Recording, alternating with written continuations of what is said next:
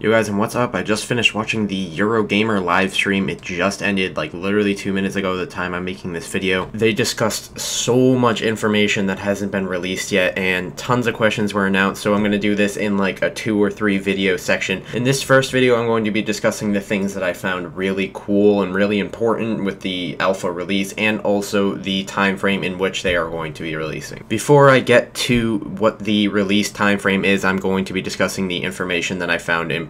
One extremely cool thing is the radios. Of course, they've already announced this, and I've already gone over it in a previous video, but radios are basically you're going to be able to communicate with other people. You're going to put on radio stations, listen to music while you're running around in the apocalypse, stuff like that. The coolest thing about the radios is that they are positional. This means you can place the radio on the ground and say you're to the right of it, you're going to hear it in your left ear and stuff like that. This will be really good for things like trolling and stuff like that. You can place a radio in the middle of the road, crank it on some 80s music, 70s music, like disco shit, and have everybody just sprint towards the radio thinking it might be a survivor listening to music, but it's actually not, and then you snipe them in the head. Also, zombies are going to be attracted to these radios, so if you're running through a city listening to 70s music, you're going to get more zombies, and also you're going to have survivors in the town that are hiding from you.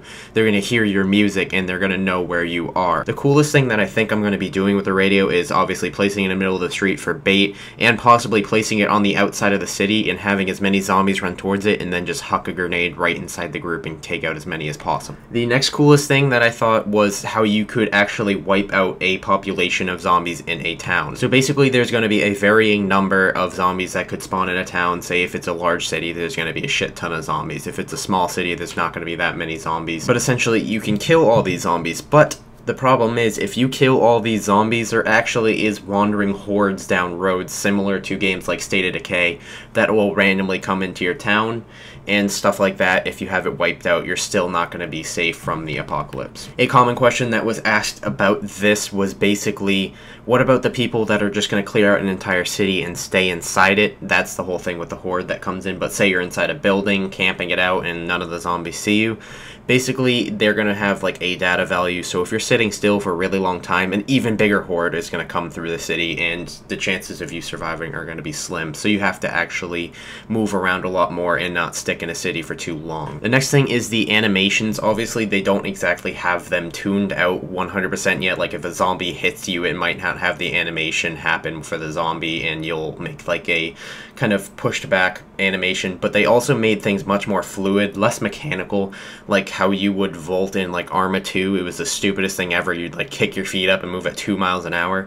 But in this game, you're actually like a track star, and you like jump over shit, and you're actually not really stopping your motion, you are just moving straight through. Another extremely cool thing is how he's approaching player-to-player interaction, trading, and stuff like that. So basically there is going to be different types of sickness. Say you get something stupid like diarrhea, you're gonna actually have to go find antibiotics that are going to be treating that thing. It's not going to be one universal antibiotic, so you're going to actually have to go look for some stuff, and there's also like antidotes and stuff like that that are going to be extremely rare, so you're going to actually have to interact and say trade some ammunition, which is also really rare in this game, for antibiotics to keep your character alive.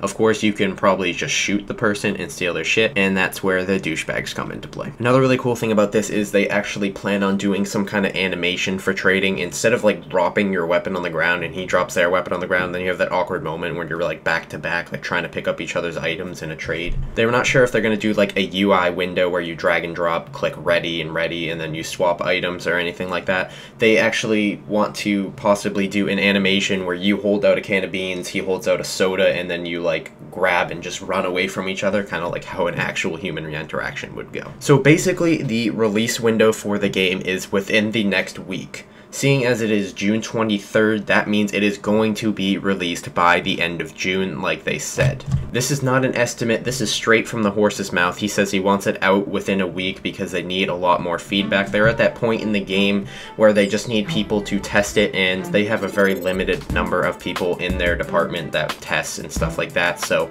if they release it to the public, then they're going to have thousands upon thousands of testers compared to the, say, 100 that they have in their department. Again, there is much much more information that came out of this live stream, and I'm going to be releasing them within the next 2 days. I may double up on a video here and there because there is so much information and I didn't even get through probably a fifth of it in this video. Make sure to subscribe so you don't miss any of that information. I'm going to be having a DayZ Standalone Let's Play the day it releases. I'm going to post a new DayZ Standalone Let's Play video every day, and I also plan on doing a Terraria Let's Play with my brother, which is going to be pretty hilarious. So like the video, share it with your friends, post it on Reddit, tweet it out, anything like that. It does help me, and I'll see you guys later.